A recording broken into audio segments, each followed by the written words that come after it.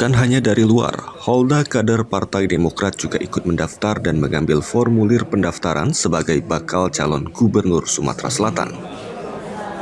Bendahara DPD Partai Demokrat Sumsel ini melakukan pengambilan formulir pendaftaran dengan pendukungnya. Walaupun seorang perempuan, namun Holda cukup percaya jika Partai Demokrat akan memilihnya untuk maju dalam pertarungan Pilkada Sumsel mendatang.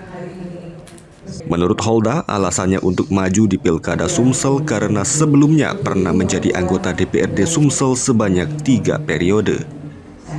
Saat ini menurut Holda, dirinya telah berkomunikasi dengan sejumlah partai politik untuk maju di Pilkada Sumsel, khususnya guna mencari pendamping serta meningkatkan elektabilitas. Saat sekarang sedang itu pendekatan dengan berbagai partai politik, tapi sementara ini kita tetap meningkatkan elektabilitas, meningkatkan popularitas dan elektabilitas. Dengan majunya Holda, Ci Ujang selaku Ketua DPD Partai Demokrat Sumsel mengungkapkan jika partainya akan mendukung dan mengutamakan kader untuk maju di Pilkada.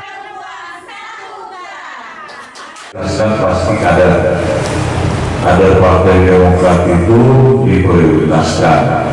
Yang penting dia bisa mumpuni, bisa berjuang, mau bekerja keras untuk memenangkan pilkada ini, dan dia sudah ada pasangan ataupun gubernurnya atau dari wakil. Sebelumnya, Holda telah mengambil formulir pendaftaran untuk maju di Pilkada Sumsel di beberapa partai politik. Firman Hidayat, PAL TV.